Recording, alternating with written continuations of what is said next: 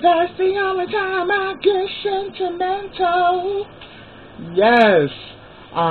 What's up, everybody? This is your boy Kenny, and this is my review of Unsung. And this episode is about Deborah Cox. Man, I am so glad they did this episode because I agree. One of the most unsung artists of all time, in my opinion, is Deborah Cox, because Deborah Cox is a phenomenal talent. With a powerhouse voice, she has an incredible range. Not only that, she's an actress, and she is pretty much the queen of the dance hall, honey. Well, actually, she's the queen of the dance chart. She has, if I'm not mistaken, 13 #1 dance hits, and she's definitely, one of the icons of the LGBTQ community. So, it's great, to hear her story, as well as, as well as share, her life and, some of the trials and tribulations she went through being in the business, and how she stayed grounded and how she stayed focused even during the rough times, and how she overcame personal issues with self-esteem and anxiety and things of that nature. So,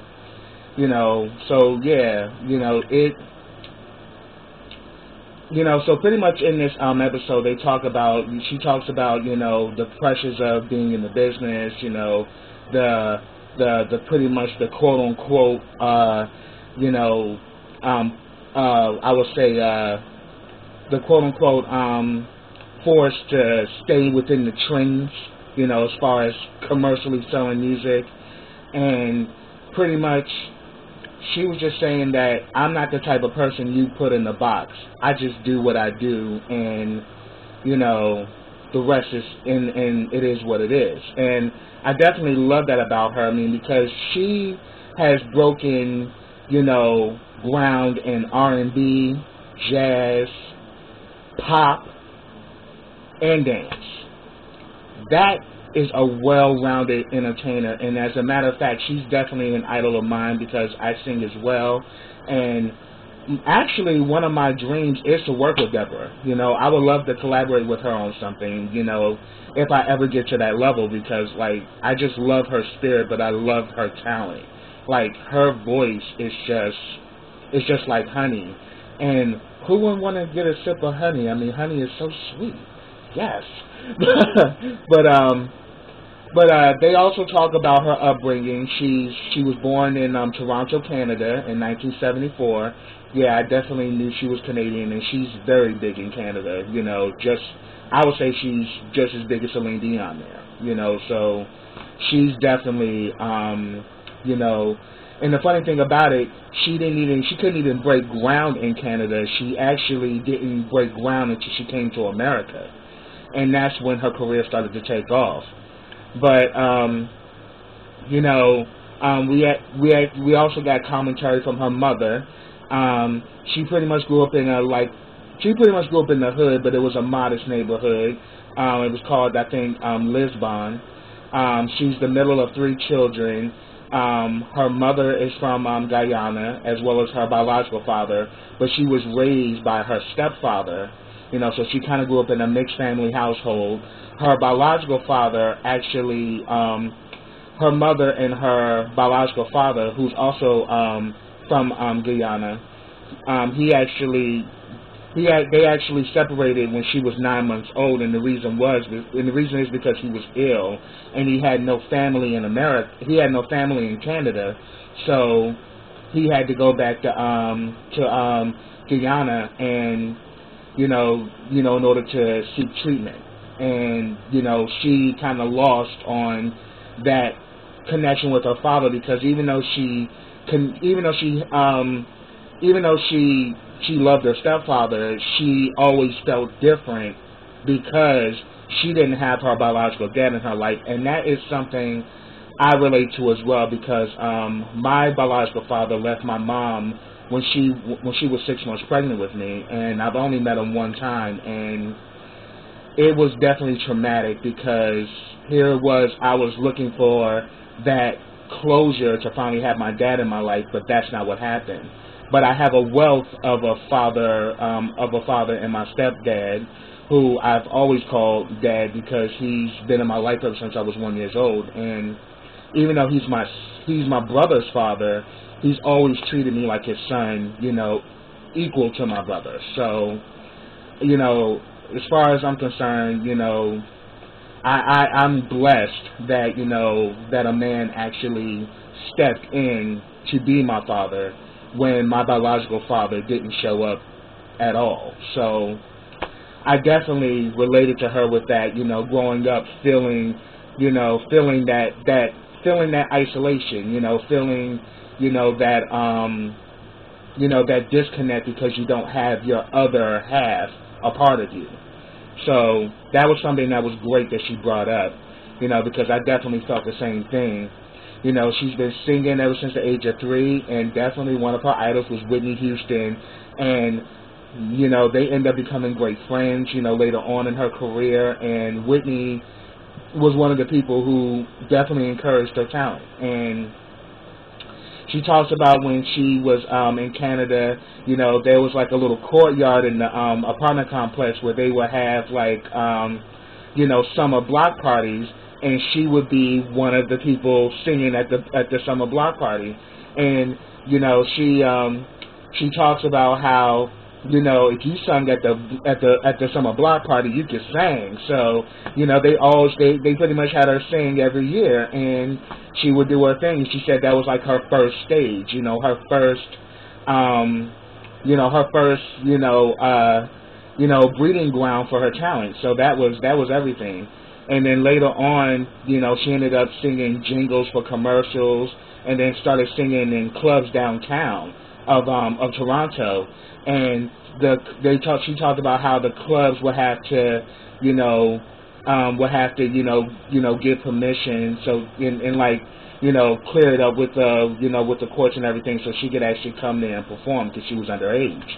But her voice was so phenomenal that she even had an adult audience at an early age. So that goes to show that she had a God-given raw talent. And she also talks about something that I can relate to as well, that she talks about when she was in school, how she was bullied, how kids were mean to her, and, she was picked on for being too skinny, and a lot of it had to do with race because, she pretty much, she didn't, the school she went to, there weren't a lot of black children there, so she definitely stood out. But then she talks about how that was traumatic and how that affected her self-esteem, and I was like, oh my God. It's like this woman kind of walked some of a similar path as me, because I also was a victim of bullying, in my middle school years. High school, things started to improve.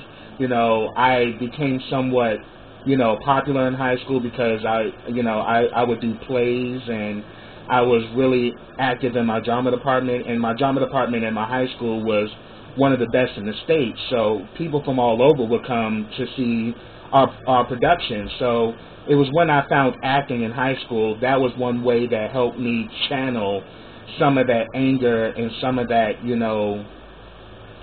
some of that angst that I had all those years when I was being bullied. And it was daily, and it got pretty bad at times. And, and the thing about it, people think, being bullied means that you're a coward or a punk and you're afraid to fight. That's not what it is. You're literally one person, and you damn near have everybody against you, and no one's willing to have your back. So here it is, you're being picked on and you're being targeted, and it's like everybody is targeting you, and it's like you're alone, and you're just you're made to feel as if you're less than human and that you're not good enough. So that's where the bullying really takes shape. It's not the fact that you're a coward or you can't fight and all that, because I was definitely that type of person. You put your hands on me, I was gonna hit you back. I've always been that way. But the fact that your own peers don't accept you for who you are and they misunderstand you, it's definitely a demoralizing place to be. And I definitely related to Deborah when she brought that up about herself. And then she talks about, meeting her writing partner, LaSalle Stevens, who ended up becoming her husband and her manager. And they started off being writing partners, and, they definitely developed a very close, relationship, and they're still married to this day. They've been married for 25 years, and they have a great relationship, and they also have 3 children. And I was really, moved by that, because she was married the whole time she's been in the industry. Her and LaSalle have been side by side with each other, and he's always been there for her. So I definitely give utmost respect to that man, because he loves his wife and he loves his family, and he was always there by her side. So when she was going into some of the, forces of the industry, she didn't get taken down like some others have, because she had that rock right beside her. So definitely very commendable. And that she talks about how she got to start doing backup singing for like Michael Bolton and Rod Stewart and Celine Dion. So she's even sung backup for Celine, which I am not surprised, because both powerhouse voices, at the end of the day, you all gel together. So, it's not surprising that she said give backup for Celine, because Celine does have a powerhouse voice. I have to say, personally, I think that Deborah can sing Celine out the room in the story. But, no taking away from Celine, because I love Celine as well. And, but yeah, I thought that was awesome, because they're both very big in Canada, because that's where they're from. I mean, I think Celine Dion, if I'm not mistaken, she's from Quebec. So yeah, that's I thought that was really cool. But they also talk about in this episode that she didn't actually land any major labels in Canada. She couldn't, no label would take her. She did have somewhat of a local following, but, she couldn't actually break ground, as far as the industry in Canada. So her and LaSalle ended up going to the United States. And the United States, they were getting buzzed everywhere. They were getting offers from New York, from different major labels, in New York City, and they ended up settling in L.A. And she ended up getting connected to Benny Medina, as, because Benny Medina wanted her, and also Clive Davis, pretty much the head of Arista Records, and also he's also the man who gave us, Whitney Houston, the man that was, the master of laying down her career. And pretty much the same thing that he did with Whitney, he somewhat did with Deborah. Like, he planned a career, because Whitney Houston definitely talked about this with Clive Davis, that Clive Davis is about creating a career. He's not just trying to get a hit. He's trying to get a series of hits. He's trying to get, hit albums. He's trying to get a catalog.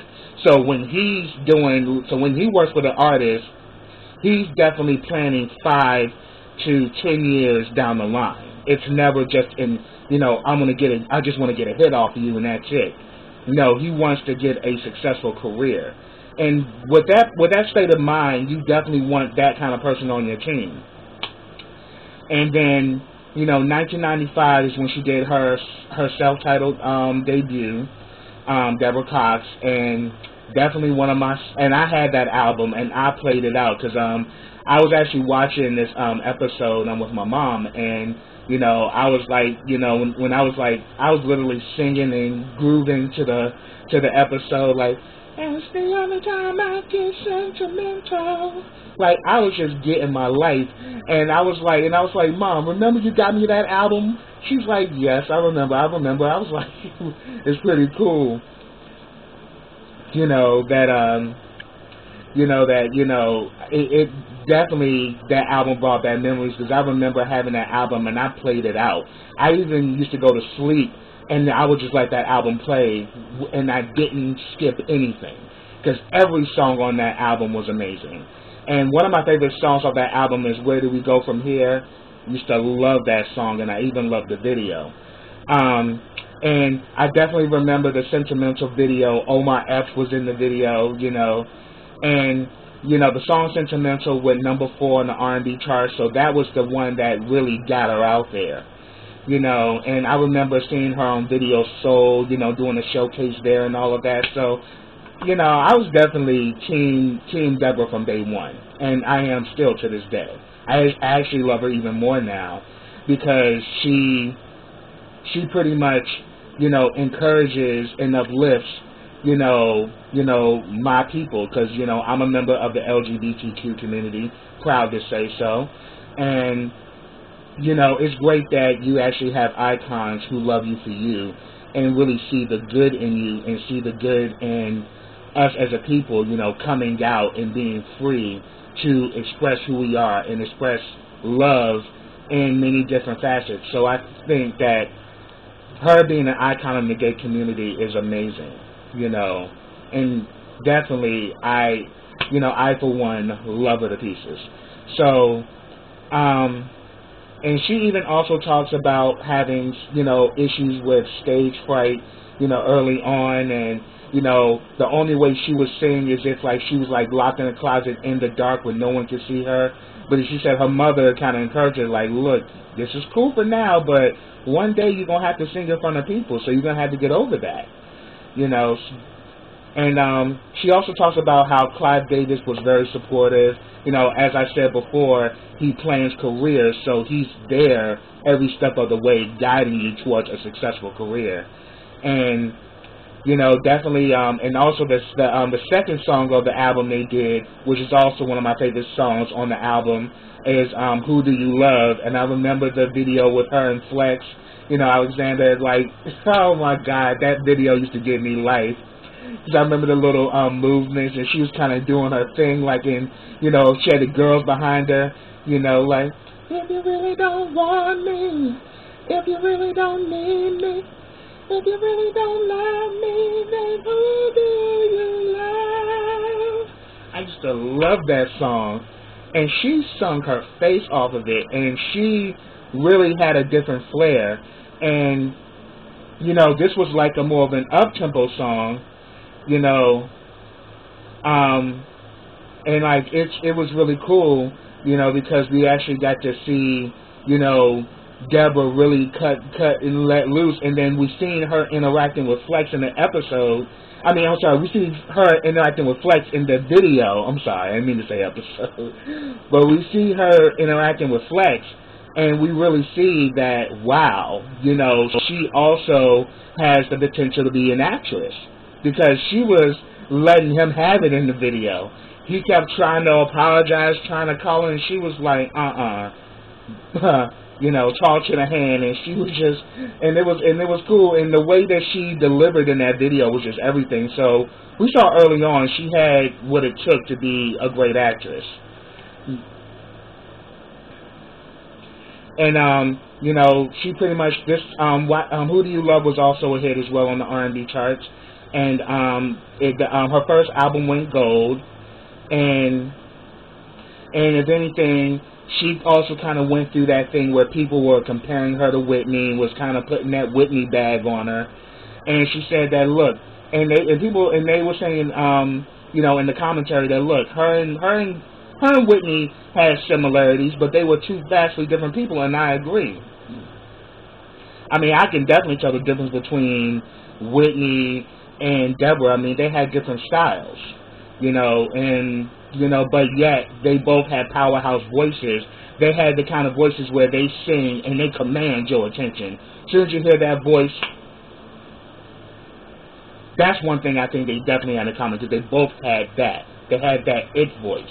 That voice that once you sing, everybody shuts up and listens and pay attention. That's the kind of voice you want to have. So, but she pretty much said that when she actually first met Whitney, her and Whitney, you know, instantly clicked, and they were like sisters. We kind of had like a sisterhood between the two of us. You know, she was always encouraging, and, you know, was always a friend. And then You know, they would talk about the industry and things like that. And she was saying that, and she even, you know, helped Deborah to stay grounded as well, because she said that, you know, all the glitz and all the glam, you know, that's all nice, but that's not everything. What's most important is having your family and loved ones around you. And we see that she's kept that, because her and LaSalle are still married to this day, and they're still raising their children, and they're doing things on their own terms. And you know, Whitney was the one who let her know that, look, don't get caught up into this industry, into the glitz and the glam, you know, because at the end of the day, it's not going to fulfill you. I mean, it'll make you known, you'll be successful, you'll make a lot of money, but at the end of the day, you know, there are other things that are more important than money at the end of the day. Money is important, but it's not the only important thing. So that was cool that she actually that she actually did that. And before she actually did, you know, the album One Wish, her and LaSalle actually got married in Jamaica, because he's of Jamaican descent. And the launching song off of One Wish was a song that was written by Steph Crawford and Montel Jordan, called Nobody's Supposed to Be Here. Now, I remember when this song came out when I was in middle school, there was not a moment where I did not hear that song, where I didn't see the video. You know, the song was in constant rotation. And, you know, there were certain people at the time who were just jumping on Deborah Cox then. I was already a fan of hers before Nobody's Supposed to Be Here came out. But that even made me a bigger fan of hers, because that song, she delivers such vocal range and vocal control. It's amazing. And even to this day, that song is timeless. You know, that's definitely one of her signature, that definitely is like her signature song. And they talked about, you know, the video they shot in Louisiana because they wanted to get that bayou feel, and they really wanted to showcase her, you know, her singing ability, but her being in this natural state. And it worked, because it was a beautiful video. And I even remember in middle school, I think it was me and my cousins, we used to go to this spot called Will's in Durham, North Carolina. You know, that was kind of like the place that all of us, you know, young kids went to have fun, because it was a skating ring. They also had go-karts and stuff like that. But this was, I'm talking about when we were at the skating ring. You know, we were all skating. We had our glow sticks and everything. And we were all waiting for the DJ to play Nobody's Supposed to Be Here. Because we were saying, oh, when that song comes in, oh, we definitely skating on that song. And then the next thing you know, we all sitting there eating our nachos, just chatting it up. And next thing you know, as soon as we heard, as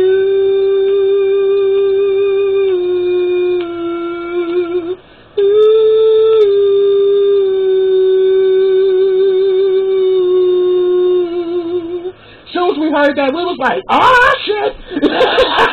Ran out there and started skating for our lives, and it was everything. Man, that was like the life. I mean, I definitely think of that memory a lot when I think about that song, because I remember, yeah, I damn near busted my ass getting on that skating ring so I could go skate while that song was on. And then here we are.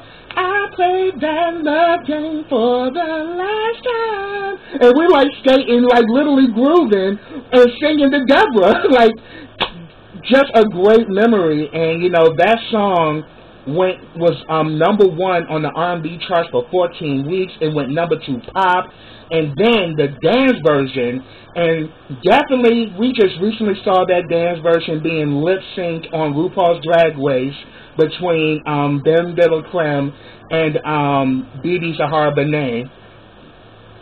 You know, that dance version definitely was very big. That became a number 1 hit on the dance charts. You know, and I remember she was on Soul Train and did the dance version. That dance version is everything, and the dance version is also on the One Wish album.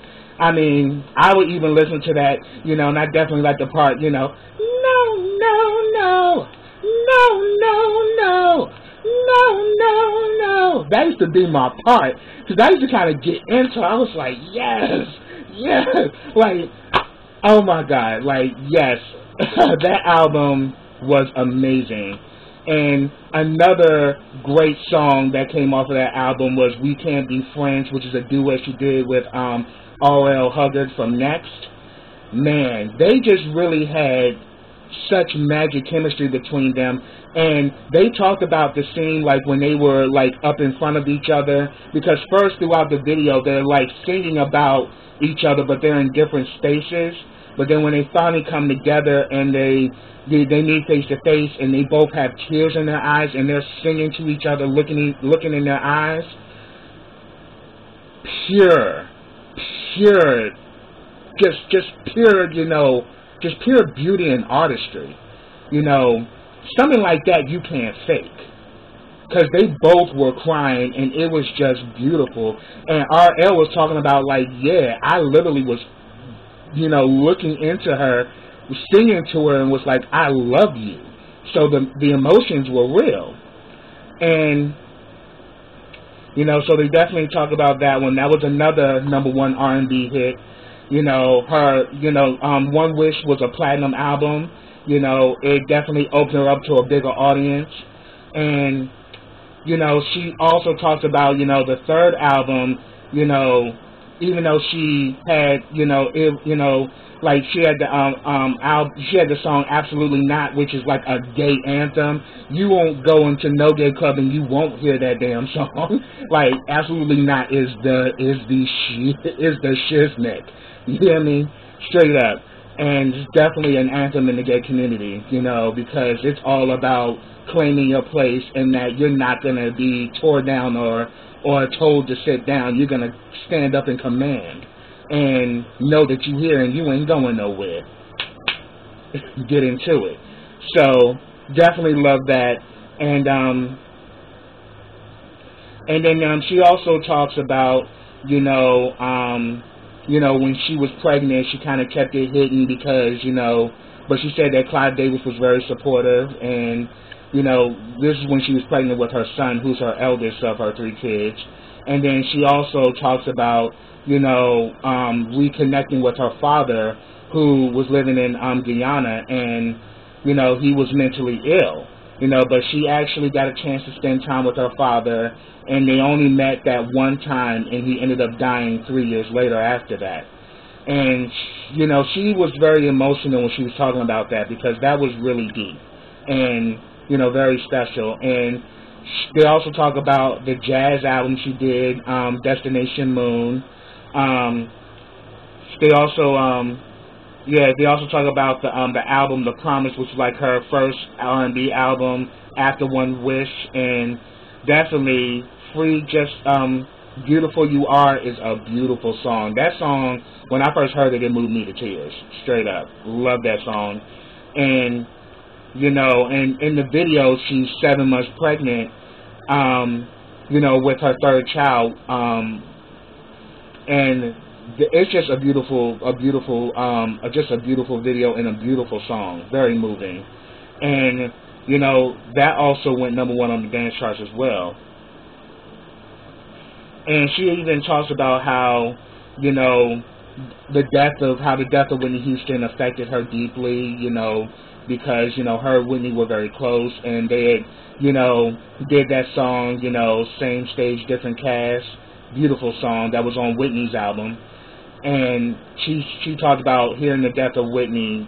She was about to do a show, I think, in Ontario, and she almost didn't go on that night because she was just so emotionally wrecked. But she got through it. But her husband said that, yeah, that was a very hard night.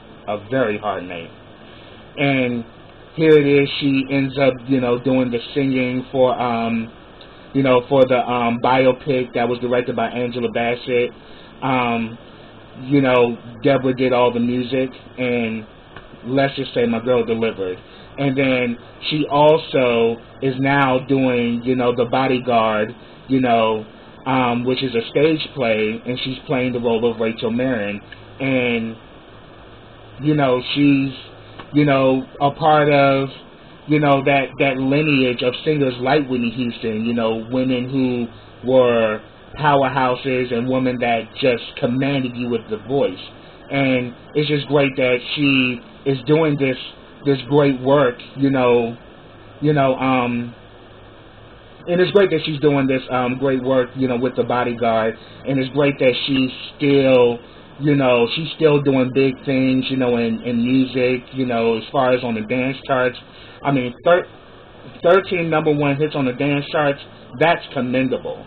And she's touched all genres, you know, as I mentioned before, you know, R&B, pop, jazz, and dance. That's a voice that's timeless. That's a voice that is just out of this stratosphere. And I'm glad that they actually showcased her and showcased her music, and I was just so here for this episode. I'm a huge fan, and, you know, I really do hope, you know, on my lucky stars that I get to work with Deborah Cox one day, because that will be a dream come true, to work with a singer of that caliber, and to have, because I pretty much have a big voice as well, so I definitely want to work with an artist like her. But that's what I have, y'all. If I missed anything, put it down in the comments, or if you got any thoughts or commentary about this episode, definitely like to hear your thoughts. But subscribe to my channel. Click that bell so you get notifications every time I drop a video. Also, follow me on all of my social platforms. I have them listed in the description box. Also, like this video, comment on this video, and share this video. And I'll be back with the next episode of Unsung. So until next time, everybody, take care.